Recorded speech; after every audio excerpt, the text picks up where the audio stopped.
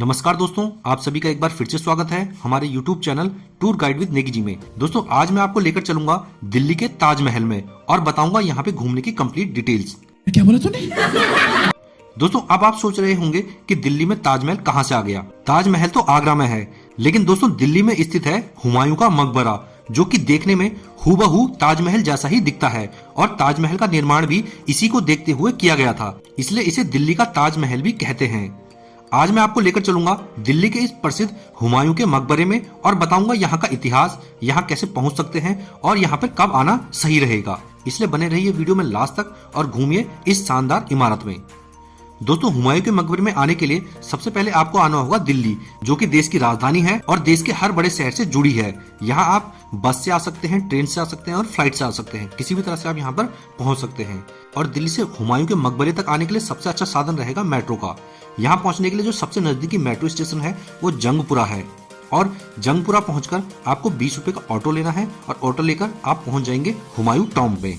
दोस्तों ये मकबरा घूमने के लिए साल भर खुला रहता है, आप साल भर में कभी भी यहाँ पर घूमने आ सकते हैं। अब यहाँ जाने के लिए सबसे पहले आपको टिकट लेना होगा, जिसकी कॉस्टिंग है 40 रुपए। टिकट लेने के बाद यहाँ पे चेकिंग वगैरह होती है और चेकिंग करने के बाद चलते हैं अंदर की ओर और दिखाता हूँ आपको अंदर का नजारा। और आज देख सकते हैं संडे का दिन है तो काफी अच्छी खासी भीड़ भी आज आई हुई है। अब जैसे ही हम अंदर जाते हैं और फ्रंट गेट पे घुसते हैं तो सामने ही नजर आ जाता है लाल रंग के पत्थरों का बना खूबसूरत मकबरा, जो कि देखने में बिल्कुल हूबहू ताजमहल जैसा ही दिखता है। ये देखिए दोस्तों, आपको इसका लुक बिल्कुल ताजमहल की तरह लग रहा है या नहीं लग रहा है, कमेंट करके जरूर बताना। केवल इसमें अगर इसमें मीनार लगा दी जाए जिस तरह से ताजमहल में है और इसका रंग व्हाइट कर दिया जाए तो इसे हूबहू ताजमहल जैसा ही है, इसीलिए मैं इसको दिल्ली का ताजमहल भी कहता हूँ। दोस्तों ये जो मकबरा है ये मुगल कालीन वास्तुकला में बना भारत का सबसे पहला मकबरा है।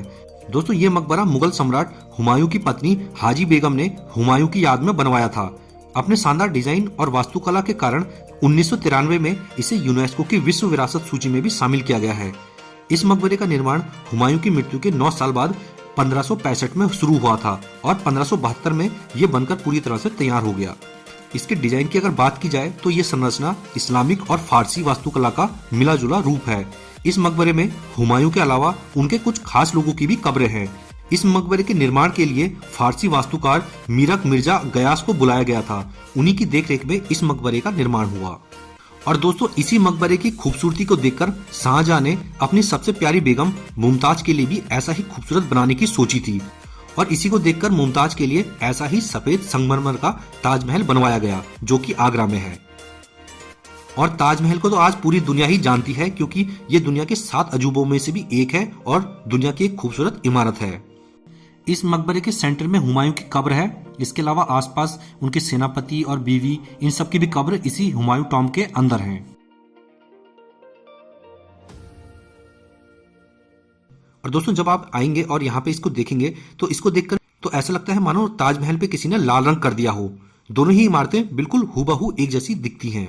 अब दोस्तों हुमायूं के इस मकबरे के डिजाइन की बात की जाए तो चारों तरफ से देखने में ये बिल्कुल एक जैसा दिखता है। इसको इस तरह से बनाया गया है कि इसके 4 गेट हैं, चारों तरफ से अगर आप आते हैं तो बिल्कुल एक जैसा ही नजर आता है।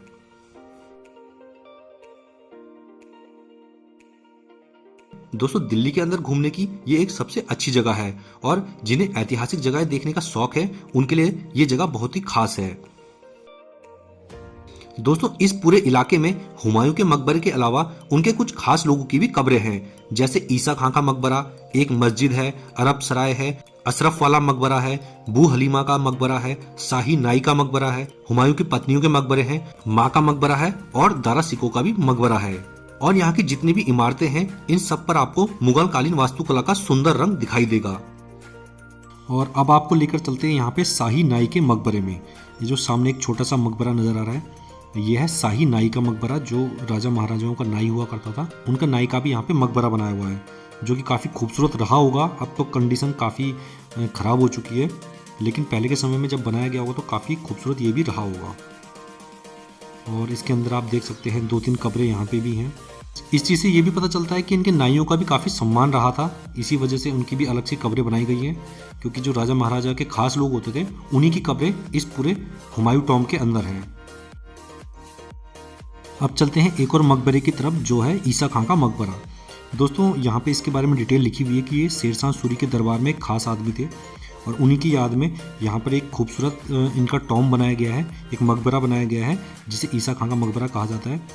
वैसे अगर आप ये पूरे इलाके में अगर देखेंगे, हुमायूं के मकबरे के आसपास जितने भी बिल्डिंग है, इमारतें हैं, ये सभी किसी न किसी के मकबरे ही हैं। यहाँ मतलब कोई वैसा टूरिस्ट प्लेस नहीं है जहाँ एंजॉय किया जा सके, घूमा जा सके। यहाँ सब मकबरे हैं, लेकिन इनका जो डिज़ाइन है, जो यहाँ की इस्लामिक और फारसी वास्तुकला है, उसको देखने ही यहाँ पे लोग आते हैं कि उस ज़माने में किस तरह से लोग इन चीज़ों को बनाया करते थे।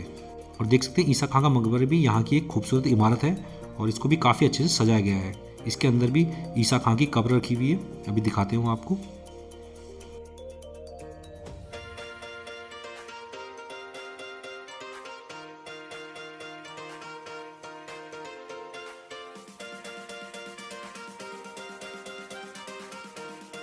अब चलते हैं एक और ख़ास इमारत की ओर, जो है अरब सराय।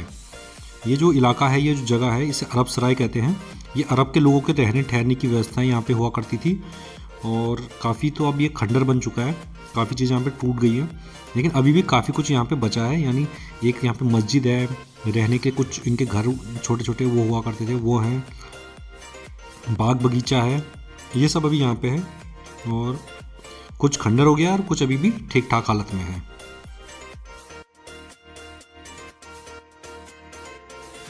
अब दोस्तों बात की जाए कि यहाँ घूमने का बेस्ट टाइम कौन सा रहता है, तो दोस्तों दिल्ली में कहीं भी घूमने के लिए गर्मियों का सीजन सबसे बेकार है, क्योंकि गर्मी यहाँ बहुत ज़्यादा पड़ती है दिल्ली में, जिस कारण गर्मियों में आप ज़्यादातर जगहों पे नहीं घूम पाएंगे, आपको काफ़ी परेशानी होगी गर्मी के कारण।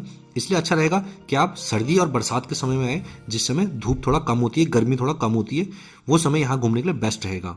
दोस्तों अगर रुकने की बात की जाए तो ये प्लेस दिल्ली के बीचों बीच में पड़ता है। आप दिल्ली में कहीं भी होटल्स लेकर रुक सकते हैं, आप ऑनलाइन चेक कर सकते हैं, जो भी इसके आसपास आपको लगता है या जिस भी लोकेशन पे आप दिल्ली के चाहते हैं वहाँ पे आपको लगभग रूम मिल जाएंगे।